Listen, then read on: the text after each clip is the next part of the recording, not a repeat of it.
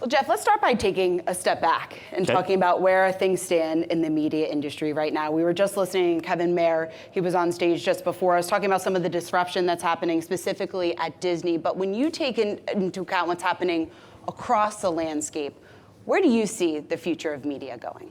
Wow, okay. Well, look, I mean, obviously this is a very transitional time for media. I mean, obviously every legacy media company for sure, but even many of the newer companies are facing challenges, with distribution, with advertising, with the macro economy, how people are consuming. Look, this is a difficult time in media, but the one thing that you know is that people are always going to want to watch great entertainment, and they're going to want to watch sports, and they're going to want to consume news and information. So that is always going to be there. The question is how. And I think that we're in a transition time that takes 3, 5, 7 years. Nobody knows for sure. But the reality is great content, great information, great sports will always win out. How it's distributed is the question. And there will be new combinations, new forms of distribution over the next 3, 5, 7 years, some of which we don't see today. But right now, clearly, it's a difficult time for all media companies, both legacy and new, if you're not named Netflix. Yeah, exactly. When you talk about the future of cable, a lot of the debate out there is whether or not cable is going to survive. You mentioned the fact that there's a lot to be excited about in terms of how certain things are obviously very valuable still. Mm-hmm. Is cable going to survive? Well, I mean, look, I think cable will be here for the next decade. Yeah. It obviously will continue to diminish. By the way, beyond the next decade, nobody knows what anything will look like, right? But cable will be part of the landscape for the next decade. It will obviously continue to have fewer and fewer subscribers. But even at 45, 50 million subscribers, cable is still a very powerful distribution outlet. So yes, cable is not what it was when we had nearly 100 million subscribers a decade ago. But even at half of that, it's still powerful. Beyond a decade from now, I don't think anybody has any clue. So Jeff, let's talk about what you're doing right now. CEO of RedBird IMI, you've made 3 investments so far: Front Office Sports, Hidden Pigeon, and Everwonder Studio.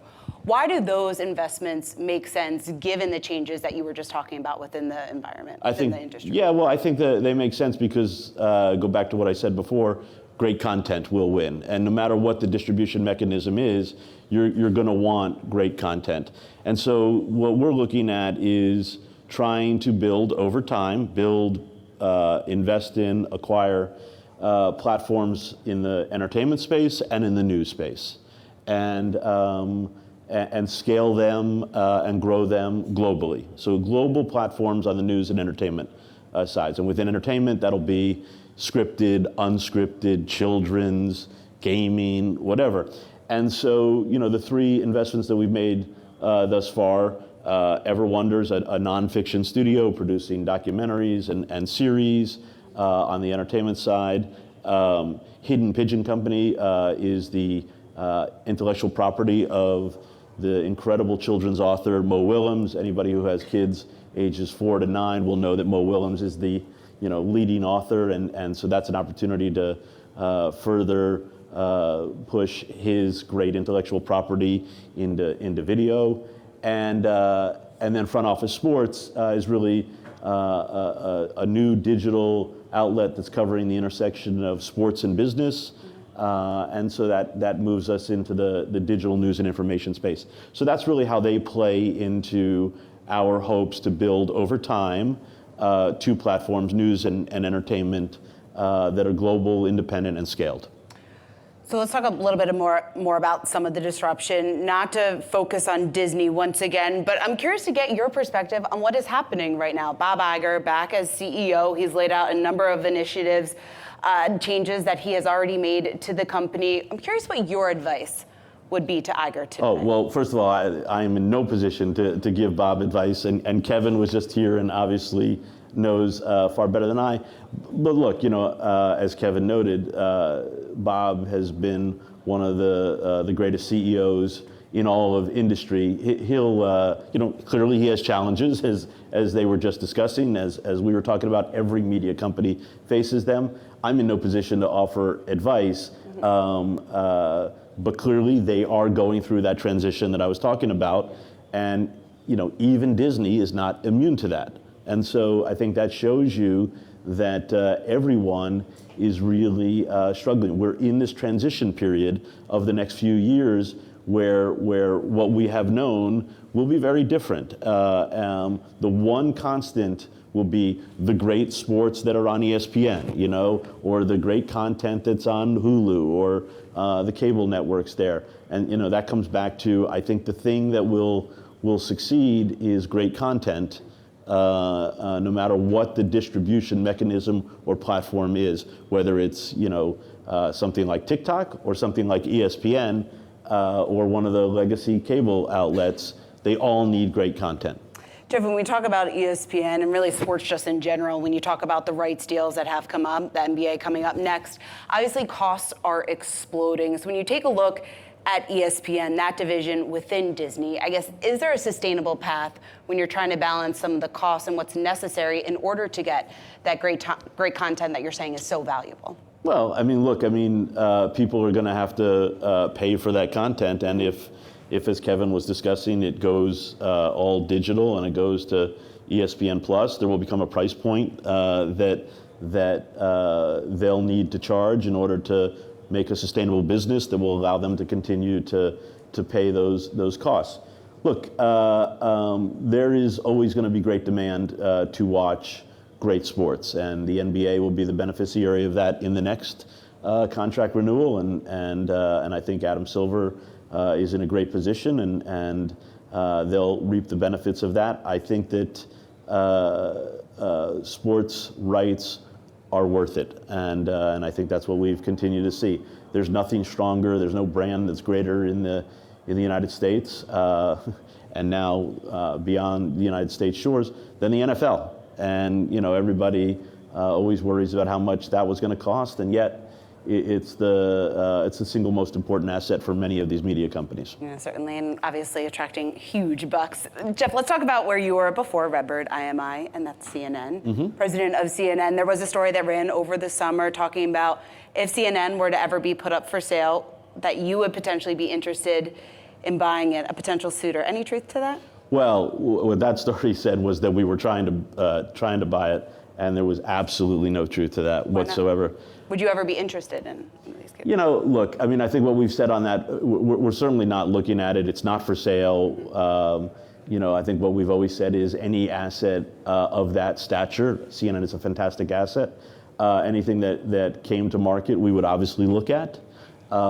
It's not something that we're actively thinking about or pursuing. It's absolutely, as far as we know, not for sale. So there was no truth in any way whatsoever to that Variety report this summer. Someday, if it were available, like any other great asset, we would look at it. And that's not to say yes or no. It's just to say it's a great asset. If the time came, we would look at it.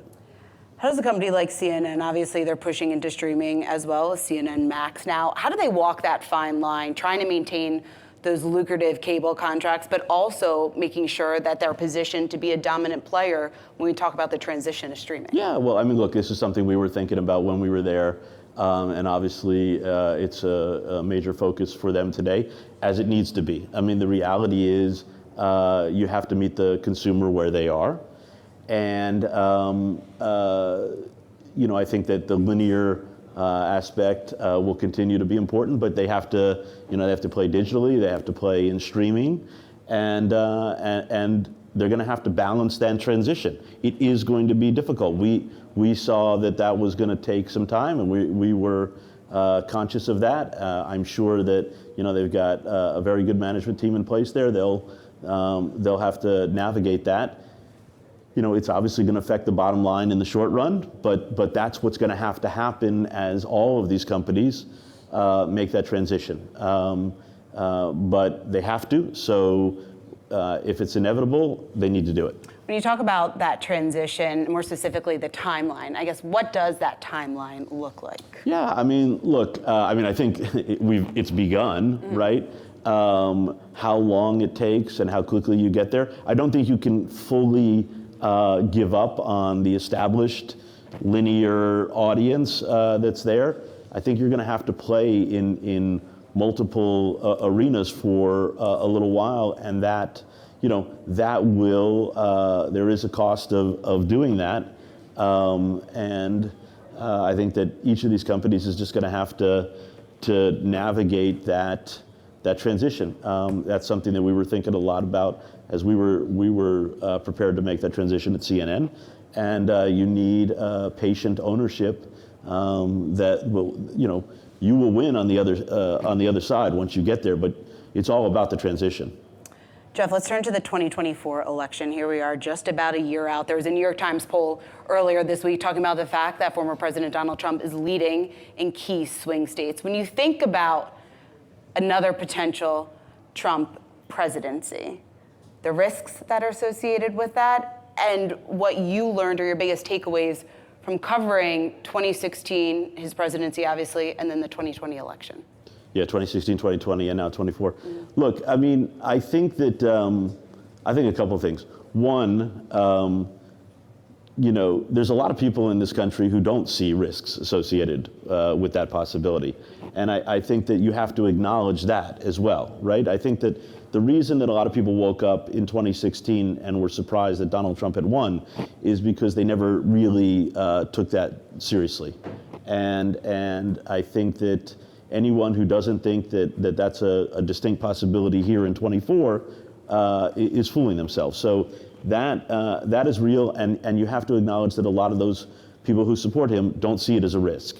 Now, on the other hand, I think that the key in preparing for that possibility, and I think you have to acknowledge it's a real possibility, is not to get caught up in the polls that came out yesterday. There's so much attention attendant to that, and I think that continues to be a huge mistake in the Why is that? In the media. Well, because first of all, if you went by the poll in 1983, you would have thought that there's no way that Ronald Reagan could win re-election, or the poll in 2011, there's no way that Barack Obama could have won re-election. Now, obviously, things are different now where, this is not 1983, this is not 2011. The media is different, social media is different, the world has changed a lot.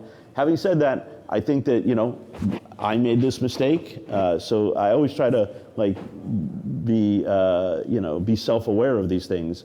Listen, we would often pay too much attention to polls as well. So this is not like, they're doing it, but we never made this mistake. Of course we made this mistake. I'm just saying that I think that this is a time that requires much more reporting. I think I look at the piece, that the New York Times did last week on the people that the Trump administration would hire or is working with now to set in place their plans. I look at the piece that the Washington Post that Josh Dawsey and Devlin Barrett wrote over the weekend about what a Trump administration will look like. That's the kind of reporting and discussion that I think needs to be much more vigorous. Don't take me through the horse race for the next 12 months. Take me through what it will be. And, for some, that will then portray the risks that you talked about. And I think those risks are real. I think that we are at a critical time in America. And I do think American democracy is very much on the line. You just need to look at the interview that George Stephanopoulos did with Majority Leader Steve Scalise on Sunday to see that election denialism is incredibly strong and rampant in this country. And a huge issue. So then how does the media then win back that lost trust amongst some? Well, I think that's an issue. Look, I think we're at a unique time in America. The media has always, everybody's always wanted to beat up on the media. Yes, people say they hate the media, or they don't trust the media. Institutions in America in the last 5-8 years have come under huge assault, much of that from Donald Trump. And I think that has torn down many of our great institutions in this country, including media. And I think that we just have to recognize that there's a reason that they want to take down the media, because they don't want the media to do those stories that the Washington Post did or the New York Times did. And they don't want the media to ask Steve Scalise 5 times whether or not Joe Biden won the election. I think that,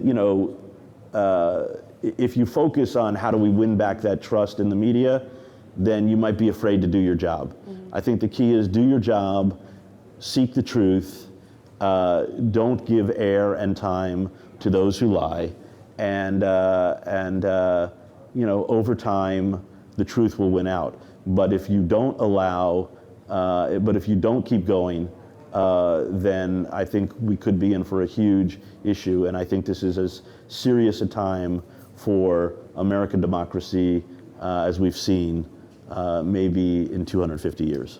You mentioned the factor when you alluded to some of the misinformation that's out there, disinformation. I also think about the coverage and what's happening right now with the Israel and Hamas war, and specifically the role that Twitter, former Twitter, has played with it now with Elon Musk as CEO. How, I guess, taking a step back, the media's coverage of the war, what are your thoughts on that? And then trying to police some of the misinformation out there, like what has played out on X. Yeah, look, I mean, I think by and large, the media coverage of the war has been very strong. There are always going to be missteps and mistakes. The fog of war is real. The fog of war is very tough. I think acknowledging those mistakes as quickly as you can is really important, because things do take on a life of their own, and so I think there is incredible pressure on the media. By and large, I think that they've done a very good job. I think that one of the problems of covering the war, which is incredibly hard, I mean, you never had social media and Twitter/X and all of these other outlets on a minute-by-minute basis, criticizing everything that gets said and reported. And so it's really hard in that respect. I do think that one of the things that I think as time goes on that gets forgotten is how this all began and what started on October the 7th. And I think remembering that context in the coverage of the war is incredibly important. And, just as I don't think there are two sides to an insurrection in America, and just as I don't think there are two sides to American democracy, I don't think there are two sides to terror, and I don't think you can ever forget that. There is still misinformation out there with Musk at the helm of X. Well, is he a danger then at this point? Well, I think that I do think that Twitter, X, does need to take a look at what has happened in the last year, and I'm not sure it's the reliable source of news and information that we always thought it could, it should, and would be. Unfortunately, Jeff, we're out of time, but thank you so much. Thanks for having me. Thank you. Really appreciate it. Pleasure. You.